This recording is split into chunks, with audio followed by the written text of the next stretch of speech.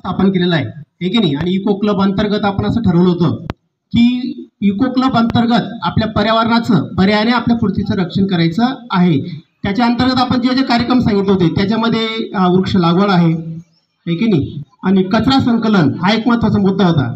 आपल्या परिसरामध्ये, आपल्या ग्राउंडमध्ये, आपल्या शालेय परिसरामध्ये कुठंच कचरा दिसायला नको पाहिजे. आणि तो कचरा होत असेल तर आपण ठरवलेल्या जागा आहेत की नाही. आपण त्या ठिकाणी कचरा कोणत्या ठेवलेल्या आहेत, तर आपण संकलित झालेला कचरा हा त्या ठिकाणी टाकला पाहिजे. आता त्याच्या अंतर्गतच आपण एक कार्यक्रम असा घेणार आहोत की आज परिपाठामध्ये सांगितलं बापूरांनी आज ओझोन दिवस आहे. ओझोन म्हणजे काय रे?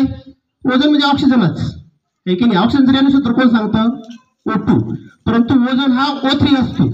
म्हणजे या ठिकाणी ओझोन जो वायू असतो तो अधिक एक रेणू त्याच्यामध्ये असतो. आता तो कधी असतो? हे बा, आपल्या भूतलावर तुम्हाला माहिती आहे आपण पृथ्वीवर राहतो आणि पृथ्वीवर आहे ना असं एक कवच दिलेलं आहे निसर्गाने. आणि ते कवच कशाचं असतं माहिती का? O2 या O3 वायूचं असतं, म्हणजे ओझोन वायूचं असतं. सूर्याचे जे अति नील किरण असतात ते आपल्या डायरेक्ट पृथ्वीवर येतात आणि पृथ्वीवर आल्यानंतर टेम्परेचर खूप वाढतं, उष्णता खूप वाढते. आणि उष्णता वाढल्यानंतर तुम्हाला माहिती काय काय होऊ शकतं आहे की नाही. वर्ल्ड वॉर्मिंग हा जो नवीन प्रकार आलेला आहे त्याच्या अंतर्गत हिमालय सारखे जे मोठमोठे बर्फाने किंवा पाण्याचे जे साठे आहेत अशा ठिकाणी गोठवलेले साठे हे अति प्रकाशामुळे किंवा अति उष्णतेमुळे ते वितळू लागलेले आहेत. आणि वितळून ते पाणी कुठे येतं? समुद्रात येतं. आणि समुद्राची पाणी आहे ना, पाण्याची पातळी काही दिवसानंतर वाढण्याची शक्यता म्हणजे ती वाढायला सुरुवात झालेली आहे की नाही. आणि ती वाढली तर काय होईल माहिती का? अजून काही मीटर जर पाण्याची पातळी वाढली ना, आपल्याला जे मुंबई शहर आपल्या राजधानीचं शहर आहे एक दिवशी नष्ट होऊन जाईल, त्याच्यामध्ये सर्व पाणी होऊन जाईल आहे की नाही. आणि म्हणून आपल्याला या पृथ्वीला जर वाचवायचं असेल तर जे निसर्गाने कवच दिलेलं आहे पृथ्वीभोवती ओझोन वायूचं, तर त्याला आपण टिकवलं पाहिजे. ते टिकवणं सुद्धा आपल्या हातात आहे बरं का. तुम्हाला कसं काय टिकवायचं? कसं आहे माहिती का? याच्यावर असं तुम्हाला सांगितलं मी एक कवच आहे. आता एक कवच काही ठिकाणी असं पातळ झालं, त्याला होल पडले, छिद्र पडले. आणि छिद्र पडल्यामुळे ना त्याच्यातून डायरेक्ट ते जिनील सूर्यापासून जे प्रखर सूर्यकिरण आहे ते डायरेक्ट पृथ्वीवर येऊ लागलेले आहेत. आणि त्याचा परिणाम आपल्या शरीरावर होतोय, निसर्गावर होतोय. काही ठिकाणी वाळवंट आहे ते वाळवंट हे अधिक पसरत आहे. आणि ज्या ठिकाणी हिरवळ आहे ती सुद्धा नष्ट व्हायच्या मार्गावर आलेली आहे. अशी त्याच्या समस्या आहेत. आता बऱ्याचदा आपण म्हणतो मॉर्निंग वॉकला जायचं आहे, आपल्याला जातो की नाही आपण सकाळी प्रत्येक जण सल्ला देतो. डॉक्टर तर हमखास देतात, काय सांगतात की तुम्ही सकाळी मॉर्निंग वॉकला जा. त्याला कारण असं असतं माहिती का? रात्रीला आहे ना तो जो ओझोनचा थर असतो किंवा ओझोन जो वायू असतो हा सर्व भूतलावर जमा होतो. त्याचं वजन पण जास्त आहे की नाही. तो खाली जमा होतो आणि भूतलावर म्हणजे आपल्या जमिनीवर तो पसरलेला असतो आपल्या उंचीच्या एवढ्या आहे की नाही. मग अशा वेळेस सकाळी आपण जर मॉर्निंग वॉकला गेलो तर आपल्याला O2 मिळतो, O2 ऐवजी O3 मिळतो. म्हणजेच काय रे? ऑक्सिजनचं प्रमाण जास्त आपल्या शरीरामध्ये जातं. आणि ऑक्सिजन जर जास्त शरीरामध्ये गेला तर तुम्हाला माहिती ऑक्सिजन आपण प्राणवायू म्हणतो. काय म्हणतो?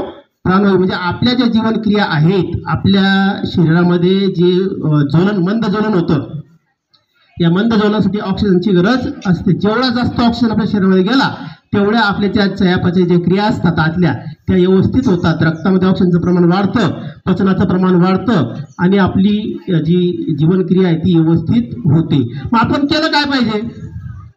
आम्ही म्हटलं की तुम्हाला ओझोन वायू फार महत्वाचा आहे. आणि ओझोन वायू असेल तर आपलं जीवन हे जे सुरळीत होईल.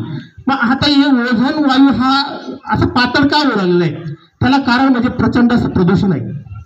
आपण तुम्ही जर औरंगाबाद सारख्या शहरामध्ये गेले, संभाजीनगर किंवा तुम्ही तिकडं पुण्या शहरामध्ये गेले, प्रचंड उद्योग धंदे तिथं वाढलेले. त्याच्यापुढे मुंबईला गेले तर खूपच.